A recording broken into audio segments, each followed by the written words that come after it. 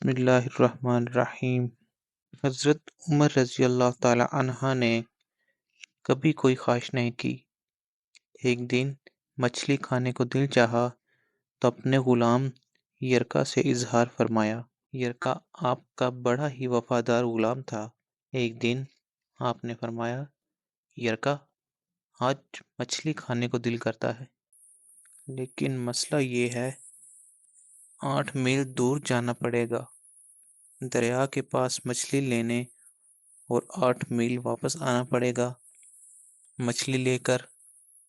پھر آپ نے فرمایا رہنے دو، کھاتے ہی نہیں، ایک چھوٹی سی خواہش ہی تو ہے۔ ایک چھوٹی سی خواہش کے لیے اپنے آپ کو اتنی مشقت میں ڈالنا اچھا نہیں لگتا کہ 8 میل جانا اور 8 میل واپس آنا، وہ بھی صرف ایک مچھلی کے لیے۔ چھوڑو یار۔ حضرت عمر رضی اللہ تعالیٰ عنہ نے کہا، اگر قریب سے ملتی تو اور بات تھی۔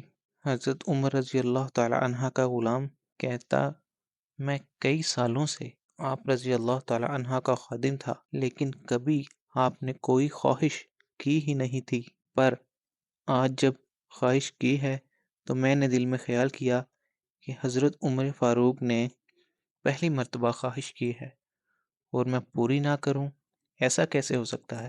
یرکا کہتے ہیں، جناب عمر رضی اللہ تعالیٰ عنہ ظہر کی نماز پڑھنے گئے تو مجھے معلوم تھا ان کے پاس کچھ مہمان آئے ہوئے ہیں اور عصر بھی ان کی وہیں ہو جائے گی۔ غلام کہتا کہ میں نے حضرت عمر کے پیچھے نماز پڑھی اور 2 رکعت سنت نماز پڑھ کر میں گھوڑے پر بیٹھا، عربی نسل کا گھوڑا تھا، دوڑا کر میں دریا پر پہنچ گیا۔ عربی نسل کے گھوڑے کو 8 میل کیا کہتے ہیں۔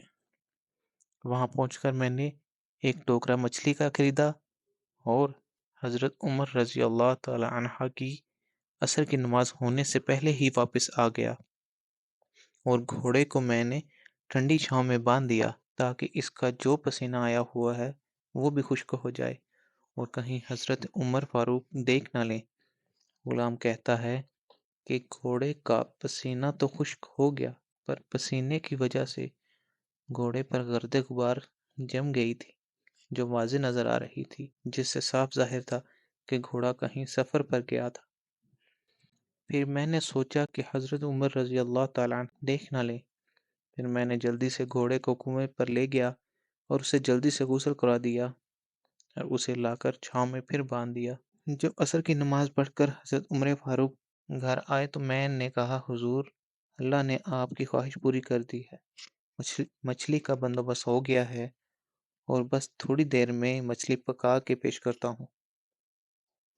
غلام کہتا کہ میں نے یہ لفظ کہے، جناب عمر فاروق اٹھے اور گھوڑے کے پاس چلے گئے، گھوڑے کی پشت پر ہاتھ پھیرا، اس کی ٹانگوں پہ ہاتھ پھیرا اور پھر اس کے کانوں کے پاس گئے اور گھوڑے کا پھر ایک کان اٹھایا اور کہنے لگے، یرکا تو سارا گھوڑا تو دھو دیا، لیکن کانوں کے پیچھے سے پسینہ صاف کرنا تجھے یاد ہی نہیں رہا اور یہاں تو پانی ڈالنا بھول گیا۔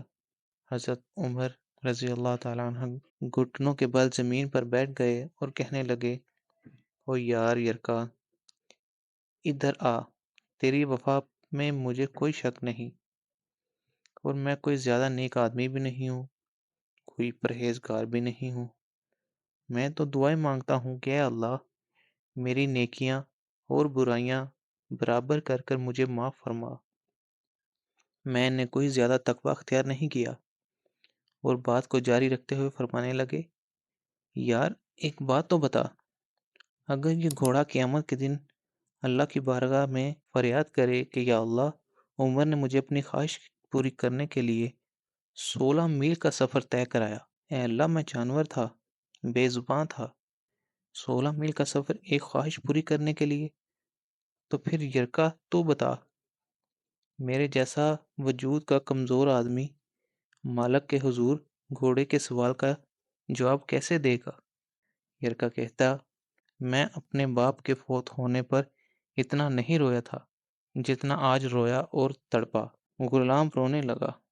حضرت عمر فاروق کہنے لگے، اب اس طرح کر، گھوڑے کو تھوڑا چارہ اضافی ڈال دے اور یہ جو مچھلی لے کر آئے ہو مدینہ کے غریب گھروں میں تقسیم کر دو، اور یہ مچھلی دیکھ کر کہنا کہ تیری بخشش کی بھی دعا کریں۔